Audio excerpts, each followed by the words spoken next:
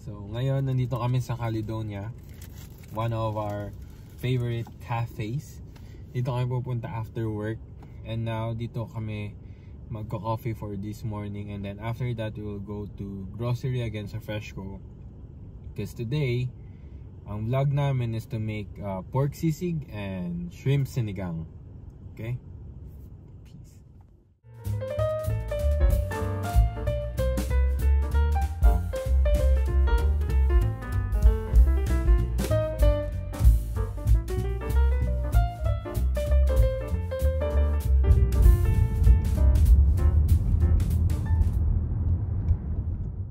Dito na kami sa Freshco ngayon, magro-grocery na kami.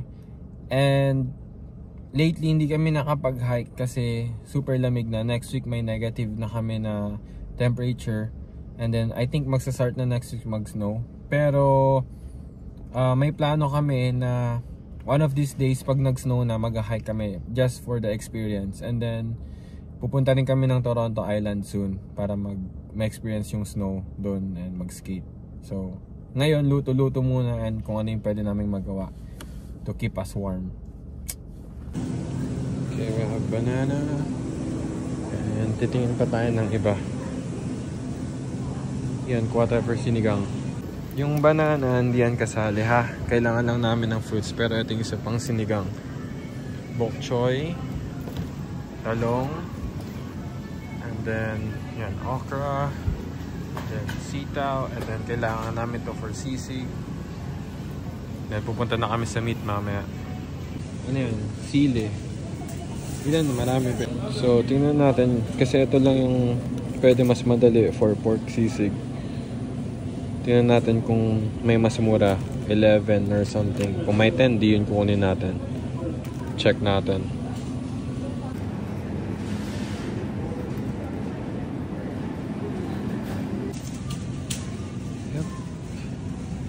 Yan na lang yung kunin natin kasi yan na yung meron siya na may ulo ng shrimp, and masarap yun sa sinigang pag andun pa yung ulo ng shrimp, pampatagdag lasa. So guys, ibinalik na natin yung shrimp na mahal. Ito na lang yung kinuha natin kasi kailangan natin maging practical. Mahal yun masyado. Magbabayad na tayo ngayon. $14 pa lang. So yun nga, binalik natin yung mahal na shrimp kasi kailangan natin maging practical. Magsuspend ka ba ng almost $19 na shrimp na kainin mo lang for isang beses? Hindi, dito ka na lang. Okay lang yan kahit walang ulo, masarap pa rin naman. Depende na yan sa nagluluto kung gaano ka kagaling. Okay.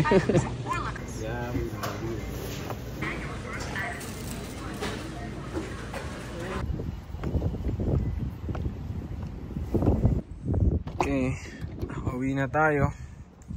Time na para magluto. You just need to get this grocery and then time for cooking na. Oh no. Okay, let's go. Okay guys, magsa-start na tayo maghiwa and magluto, and nagsasaing na rin kami ng rice. So this one is for pork sisig. This one is for shrimp na sinigang. We have okra, kamatis, talong, and bok choy, calamansi, sili, and what do we have here? And onion. And then this one para to sa sisig after na pagtapos. So start na tayo.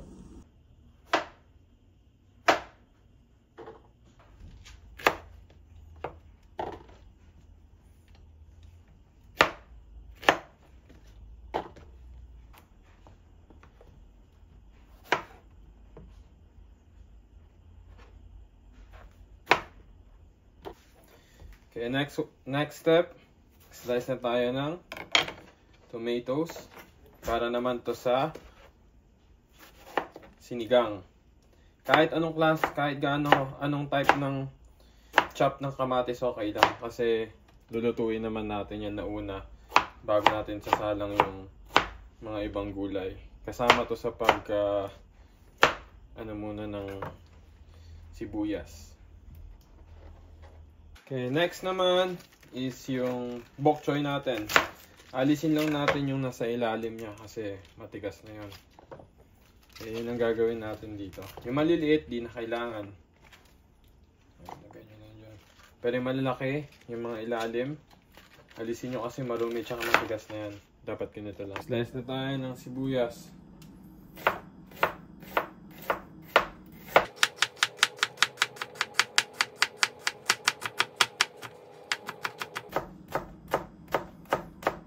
The more na mas maraming sibuyas, mas masarap.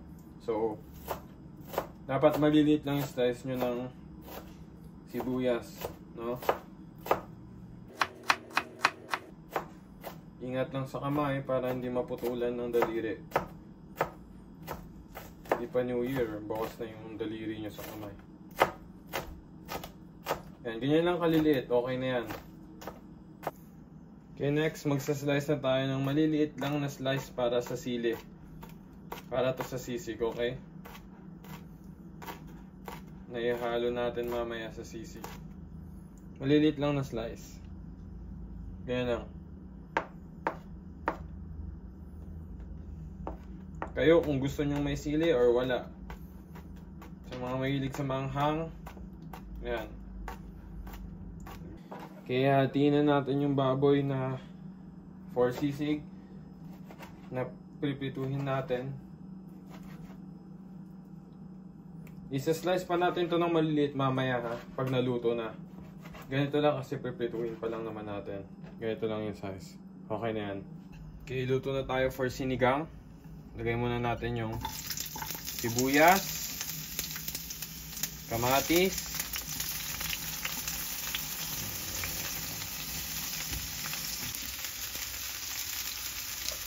next, ihalo na natin yung shrimp. Lutuin lang natin ng saglit hanggang mag-orange.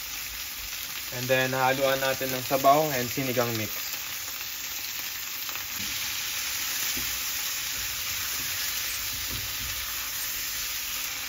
Okay, next, haluan na natin lalagyan na natin ng sabaw. 2 baso.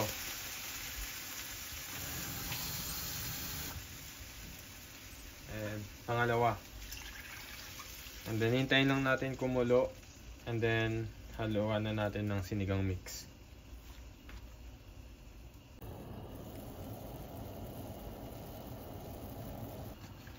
So guys, kumukulo na yung ano natin sa sinigang. Haluan na natin ng Knorr Tamarind Sinigang Mix. Okay, kulang yun. Pag gusto nyo mas maasim, dagdagan nyo pa. Kaya nag-open pa ko ng isa. Pero huwag nyo ubusin. Kalahati lang. Okay na yan. Adjust na lang mamaya. Kung gusto nyo pa ng mas maasim. Okay. So yan, kumukulo na siya. Dadagdag na natin ngayon yung ano natin, talong, okra. Okay. Then mga 2 minutes, 3 minutes, ihalo na rin natin yung bok choy natin. Okay, titikman na natin yung sinigang kung pwede na, kung maasim na ba siya. Okay. Pwede na, maasim na, palaban. Okay, next, pinakahuli, ihalo na natin yung bok choy. Natikman ko na rin siya. Maasim na. Lumalaban na. Ang tipong kaya ka nang ipaglaban. Ganun.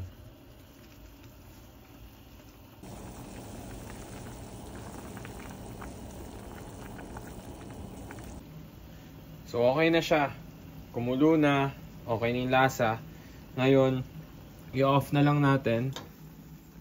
And then, transfer na lang natin siya kasi gagamitin pa rin natin to for sisig kasi non-sticky to, so magandang gamitin to for pagprito. Okay guys, ito yung para sa sisig naman. Haluin natin dito yung sibuyas tsaka konting bawang. Then after that, lalagay tayo ng mayonnaise. Nasa inyo kung gaano karami nyo gusto. Ayan. Okay, dyan yung mayonnaise. Lalagay tayo ng unting ano lang. konting soy. Then lalagyan natin ng konting bitchin. Huwag masyado marami ha. Okay na yan. Then pipigaan na natin yung kalamansi. Yan. Piga tayo ng kalamansi. Yan, isa pa. Okay. Then after nyan, hahaluin na natin. So nandiyan yung sili, soy, mayonnaise, kalamansi, bitchin. So after this one, piprito na tayo ng baboy. Okay guys, next prito na tayo ng pork para sa sisig natin. Ingat lang, tumatalsik yan, lumalaban.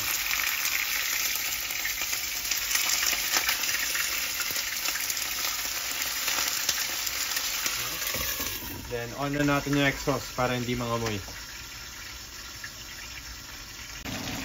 Kailangan natin pa-browning yan, kailangan maprito ng maayos para mas masarap, mas crispy.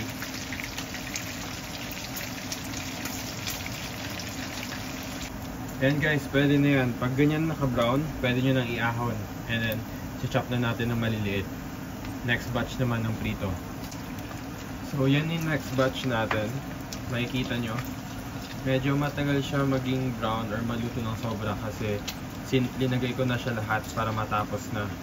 Pero malapit na rin yan. Then after that, saslice na natin siya ulang maliliit. Ihalo-halo na natin dun sa lalagyan natin na orange. And then, prepituin natin with butter and egg.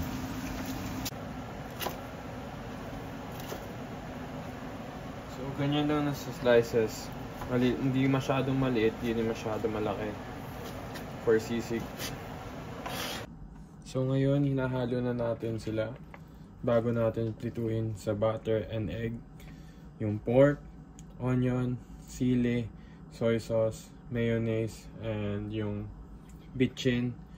At saka may garlic tayo na konti na linagay. Okay? Yan, and then may soy sauce na konti. And after this one, sasalang na natin, prituin na natin with egg and butter. Okay, now guys, pipituin na natin siya sa butter at saka sa itlog. Lagyan na natin yung butter. Okay, next, lalagay na natin yung sisig. So, mahina lang na apoy.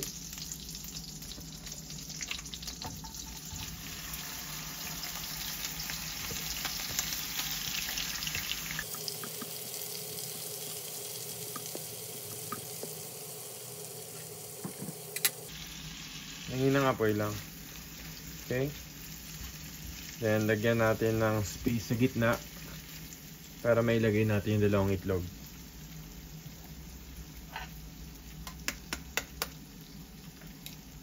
One.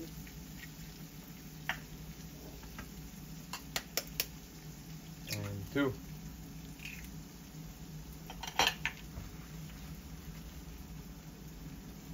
And ganyan. Hahaluin lang natin. Kasama yung itlog.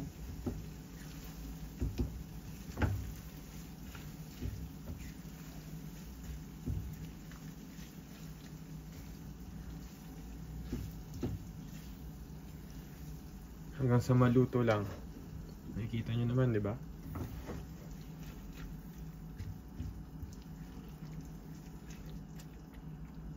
Huwag masyadong malakas yung apoy and huwag rin masyadong mahina. So guys, okay na yan. Hindi masyadong kailangan matagal kasi naluto naman na kailangan lang natin para sa egg. I-off na natin. Lilipat na natin siya dito. Okay, ito na yung finish na touch natin. Sa inyo guys, kung gusto nyo dagdagan ng medyo maasim onti yung sisig nyo, dagdagan nyo na ng kalamansi. So, okay na yan. Ito na yung finished product natin. Rice, sinigang, and yung ginawa ng girlfriend ko na shake. And yung sisig natin. Kain na tayo. And guys, don't forget to like and subscribe to my YouTube channel. And pag may time kayo, you can share it. And yun lang. Enjoy your weekend. Bye-bye!